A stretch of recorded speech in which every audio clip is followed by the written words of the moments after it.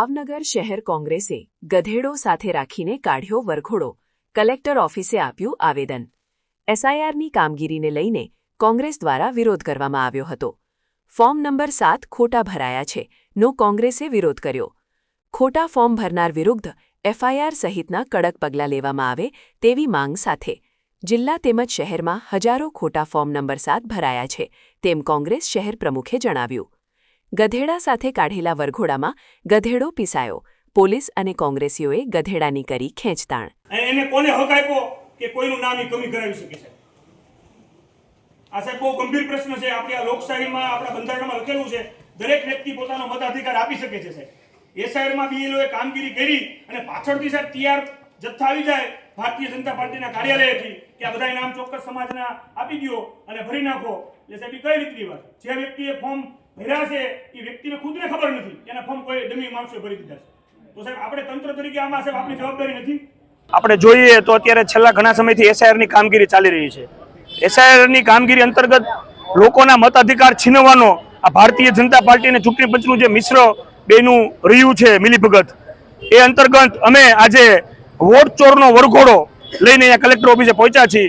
ખાસ કરીને એ મેસેજ આપવા માંગીએ છીએ કે ચોક્કસ સમાજના મત અધિકાર છીનવાનું જે આ ભારતીય જનતા પાર્ટીને ચૂંટણી પંચ પાપ કરી રહ્યું છે એના વિરોધમાં કોંગ્રેસ પક્ષ બંધારણને મારનારું છે અને કોઈ પણ લેવલે કોઈ પણનો વોટનો અધિકાર છે ન છીનવાય એની જવાબદારી એક વિપક્ષ તરીકે અમારી છે।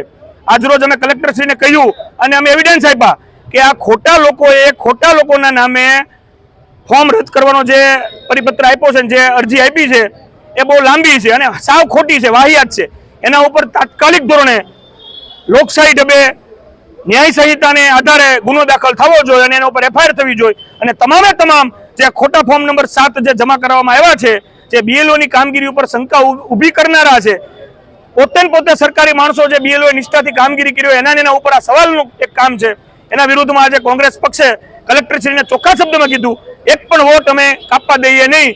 અમને પણ ખ્યાલ છે કે આ ભારતીય જનતા પાર્ટીના કાર્યાલયથી જ આ બધા ફોર્મ દેવામાં આવ્યા છે અને બધાને ટાર્ગેટ દેવામાં આવ્યો છે। અમે આમાં ચૂપ નહીં રહી, કોઈ પણનો એક પણ મત અમે કપાવવા નહીં દઈ, અમારી લડાઈ ચાલુ રહેશે। આજે નવીનતમ કાર્યક્રમ કરવામાં આવ્યો તો શું કેવો કાર્યક્રમ હતો? કાર્યક્રમમાં મેં કીધું એમ કે વોટ ચોરનો વરઘોડો, આજે તમે જોવો કે આ વોટ ચોર જે લોકો છે એનો વરઘોડો લઈને અમે આવ્યા છીએ।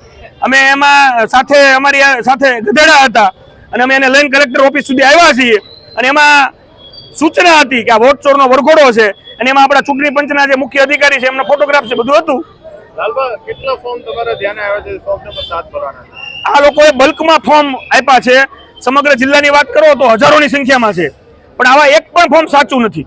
કારણ કે જે પણ બીએલઓએ પહેલા કામગીરી કરી છે એ બધી પરફેક્ટ કામગીરી કરેલી છે, તો એમાં શંકા ઊભી કરવાનો ક્યાં પ્રશ્ન છે? પણ મૂળ પોતાના વોટ આવી રીતે જ આ લોકો ભારતીય જનતા પાર્ટી ચૂંટણી જીતે છે। આવી દરેક પ્રકારની ચોરી કરીને, સીમાંકનની ચોરી હોય, આવી રીતે કોંગ્રેસ પ્રેરિત મતદારોની ચોરી હોય, આ કરીને જ ભારતીય જનતા પાર્ટી ચૂંટણી જીતતી હોય છે।